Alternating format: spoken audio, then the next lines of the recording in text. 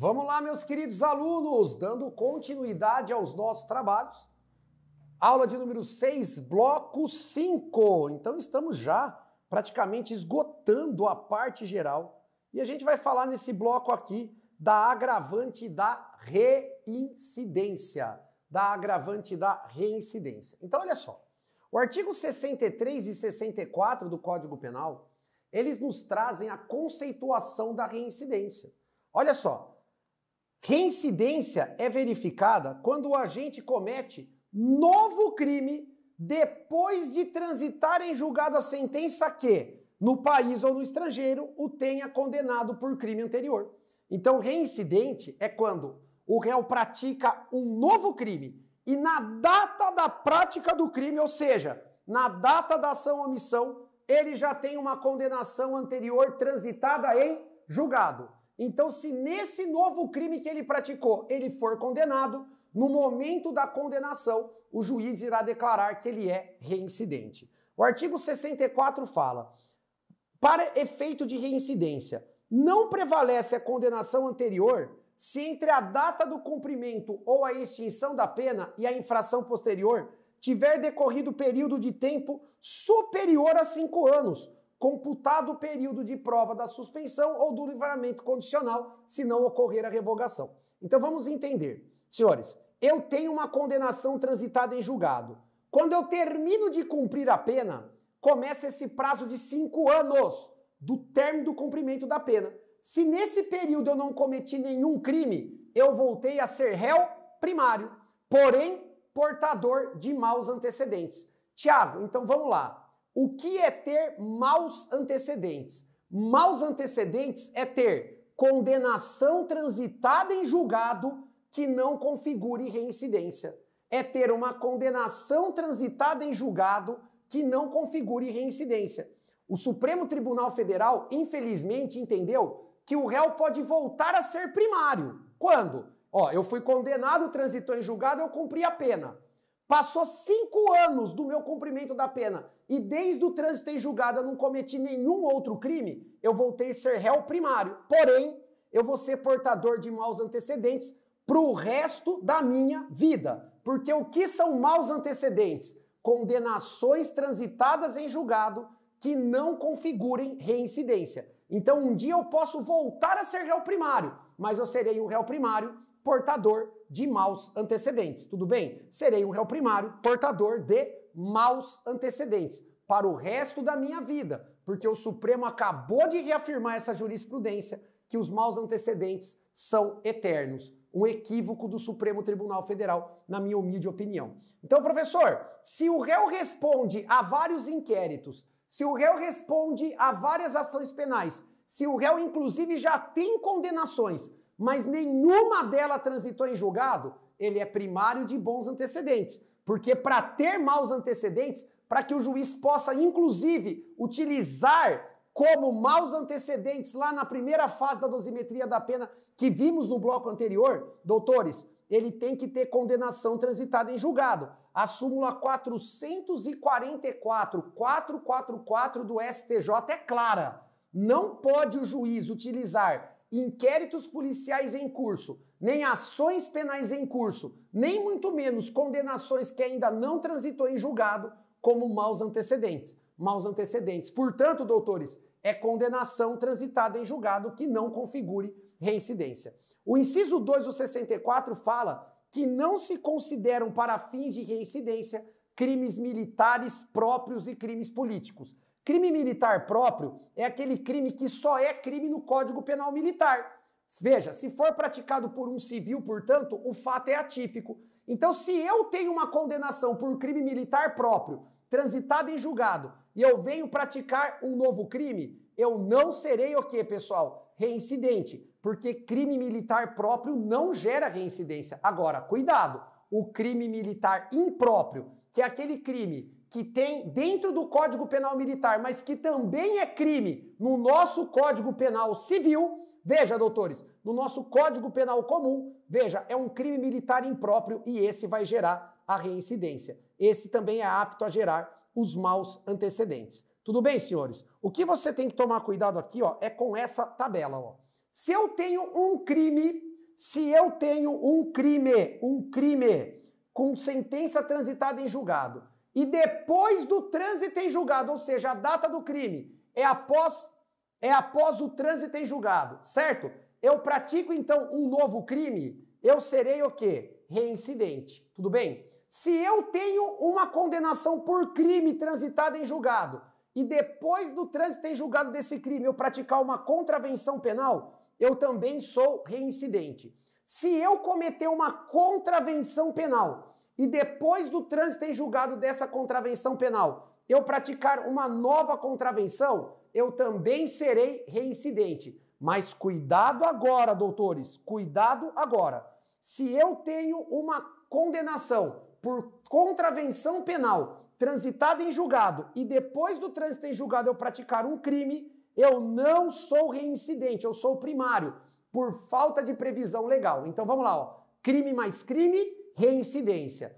Crime mais contravenção, reincidência. Contravenção mais contravenção, reincidência. Contravenção mais crime, eu não serei reincidente por falta de previsão legal. Eu não serei reincidente por falta de previsão legal. E tem uma outra pegadinha. Se eu cometer uma contravenção penal no exterior e depois cometer uma contravenção aqui no Brasil, eu também não serei reincidente por falta de previsão legal. Então, crime mais crime me dá reincidência, crime mais contravenção, eu também serei reincidente, contravenção mais contravenção, no Brasil as duas, reincidente. Se eu tiver uma contravenção e um crime, eu serei primário, e se eu tiver uma contravenção no exterior e uma contravenção no Brasil, eu serei o quê? Também primário, essas duas últimas, por falta de previsão legal. Por falta de previsão legal. Vamos lá. Nosso próximo tema, então, finalmente paramos de falar de penas e agora nós vamos falar de concurso de crimes. Concurso de crimes. Vamos estudar os artigos 69, 70, 71 e 72, todos do Código Penal. Então vamos lá, senhores. Vejam, eu tenho 3 espécies de concurso de crimes. Eu tenho o concurso material, que é o artigo 69 do Código Penal. Eu tenho o concurso formal, que é o artigo 70 do Código Penal. Eu tenho o crime continuado, que é o artigo 71 do Código Penal. E o artigo 72 fala no concurso de crimes relacionados ao concurso do quê? De penas de multa. Então vamos começar com o concurso material, que sem dúvida nenhuma é o mais fácil de você visualizar. O artigo 69 do Código Penal, ele nos traz, pessoal, o concurso material. Então vamos lá. Quando que ocorre o concurso material? Quando o réu pratica 2 ou mais condutas que geram 2 ou mais crimes. Concurso material, então, você visualiza ele quando o réu, mediante 2 ou mais condutas, pratica 2 ou mais crimes. Concurso material ocorre quando o réu, mediante 2 ou mais condutas, ele acaba praticando 2 ou mais crimes. Qual é a consequência jurídica disso? A consequência jurídica é: o juiz condena o réu por todos os crimes e vai fazer a somatória das penas. Nós chamamos a somatória das penas de sistema do cúmulo material. Então, quando o juiz somar as penas, nós chamamos isso de sistema do cúmulo material. Sistema do cúmulo material. Então, vamos ao meu exemplo, senhores. Vamos ao meu exemplo. Eu entro aqui no estúdio da Max para matar o professor André e eu dou um tiro no André. Quando o Marquinho vê que eu matei o André, ó, eu tive um tiro, uma conduta, um crime de homicídio, ele começa a ligar para a polícia. Então eu, para fugir, eu acabo assaltando o nosso querido Rodrigo para conseguir o quê? Para conseguir fugir, senhores, da cena do crime. Então veja, eu tive uma conduta quando eu matei o professor André e eu tive uma segunda conduta, senhores, quando roubei o carro do Rodrigo. Veja, e essas 2 condutas que eu tive na minha historinha resultaram a prática de 2 crimes. Um crime de roubo e um crime de homicídio. O juiz vai me condenar pelos 2 crimes, pelo homicídio e pelo roubo, e vai somar. Então, se a prova falar que o homicídio do André era qualificado e eu fui condenado a 12 anos, se a prova falar que no roubo majorado pelo emprego de arma de fogo eu fui condenado a 7 anos, o juiz vai somar as minhas penas e o total das minhas penas será de 19 anos de reclusão. 19 anos de reclusão, o que vai me gerar, obviamente, um regime inicial fechado, porque a reclusão, apenas sendo maior do que 8 anos, regime inicial fechado. Esse é o concurso material. Então você verifica o concurso material quando o réu, no caso concreto, tem 2 ou mais condutas e dessas 2 ou mais condutas ele acaba praticando 2 ou mais crimes. O juiz condena o réu por todos os crimes e no final faz a somatória das penas. Concurso material é isso, tudo bem? Agora vamos ao artigo 70 do Código Penal. O artigo 70 do Código Penal, senhores, o artigo 70 do Código Penal, ele nos traz o concurso formal, senhores. O concurso formal. Então vamos lá. Quando nós temos um concurso formal? O concurso formal ocorre quando o réu, mediante uma conduta, ele pratica 2 ou mais crimes. O concurso formal ocorre quando o réu, mediante uma conduta, pratica 2 ou mais crimes. Então, atenção, não dá para confundir o concurso formal com o concurso material. No concurso material, o réu tem 2 ou mais condutas que geram 2 ou mais crimes. No concurso formal, o réu só tem uma conduta e dessa conduta nós teremos 2 ou mais crimes. Vamos dar um exemplo, ó. Eu quero matar, senhores, o professor Orestes. Eu atiro no Orestes, ó, um disparo de arma de fogo. Eu acerto o Orestes, o projétil trespassa e acerto o professor Vinícius que estava atrás do Orestes. Pergunta, doutores, quantas condutas eu tive? 1. Quantos crimes eu pratiquei? 2. Concurso formal. Aí eu descubro que o André e o Fred estão vindo para o estúdio no mesmo veículo. Então o que eu faço? Como eu quero matar os dois, eu coloco uma bomba no carro do André. A hora que ele der a partida, o carro explode e mata os dois. Ó, uma conduta, 2 crimes. Concurso formal. Concurso formal é isso, não dá para errar. É quando o réu tem uma conduta e dessa conduta ele pratica 2 ou mais crimes. Bom, mas Tiago, qual é a consequência do concurso formal? Qual é a consequência do concurso formal? Doutores, muito cuidado aqui nessa hora. Por quê? Porque o concurso formal, ele tem 2 espécies.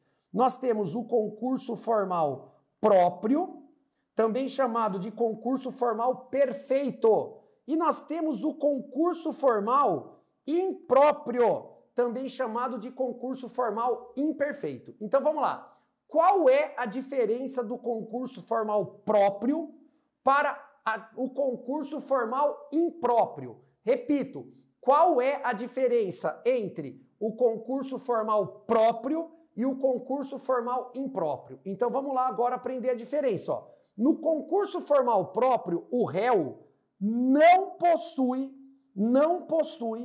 desígnios autônomos. O réu não possui desígnios autônomos. Repito, o réu não possui desígnios autônomos. Traduzindo, o réu não possui dolo direto para todos os crimes. O réu não possui dolo direto para todos os crimes. Ou eu vou ter um crime doloso direto e outro doloso eventual, ou eu vou ter um crime doloso e um crime culposo, ou eu vou ter vários crimes culposos. Então veja, o réu no concurso formal próprio, ele, atenção, ó, não possui desígnios autônomos. Em outras palavras, ele não possui, doutores, não possui dolo direto para todos os crimes. Qual é a consequência do concurso formal próprio? O juiz, ele condena o réu por todos os crimes, o juiz condena o réu por todos os crimes, vai pegar a maior pena ou qualquer uma delas, se as penas forem iguais, e vai aumentar uma fração. Vai aumentar a pena de 1/6 até a metade. Vai aumentar a pena de 1/6 até a metade, doutores. Quando nós temos um aumento de uma fração, nós falamos isso sistema da exasperação. Então, quando houver o aumento de fração, qual é o sistema? É exasperação. Tudo bem? Vamos a um exemplo então. Eu estou dirigindo o meu veículo, mas eu estou distraído porque eu estou olhando no celular. Eu não percebi que a rua estava interditada, a rua que eu vou cruzar, porque está ocorrendo um evento com motos ou com bicicletas. E a prova fala que naquele momento, por imprudência, eu acabo cruzando a rua e acabo atropelando seis ciclistas que, em decorrência do atropelamento, perdem a vida. Veja, eu tive uma conduta, 6 homicídios culposos na direção de veículo automotor. O que o juiz vai fazer? Ele vai me condenar pelos 6 homicídios no meu exemplo. Vamos imaginar que a pena fosse 2 anos para cada homicídio.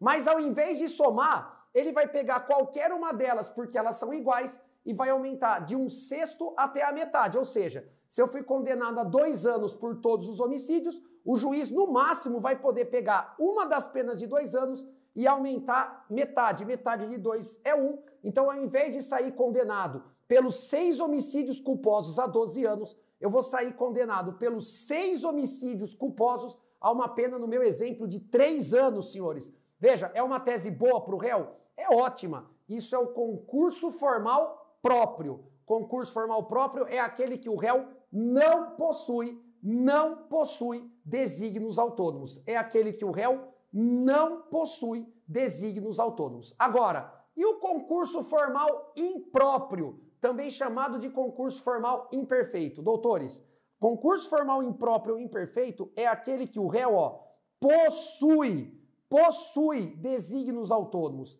É aquele que o réu possui desígnios autônomos, ou seja, embora ele tenha uma única conduta que gere 2 ou mais crimes, ele tinha dolo direto para todos os crimes. Ele tinha dolo direto para todos os crimes. Então, quando o réu tiver dolo direto para todos os crimes, o concurso formal é impróprio, é imperfeito. Por quê? Porque se ele tem dolo direto para todos os crimes, ele tem desígnios autônomos. Então, imagina, o Marquinho e o Orestes vão embora no mesmo carro. Eu pego uma bomba e jogo dentro do carro deles porque eu quero matar os dois, dolo direto para os dois. A bomba explode, os dois morrem. Eu tive uma conduta, 2 homicídios. Eu tinha dolo direto para os dois homicídios. Concurso formal impróprio. O juiz vai condenar o Tiago pelos 2 homicídios, como eu utilizei explosivo, 12 anos e cada homicídio, e aqui ele vai fazer a soma das penas.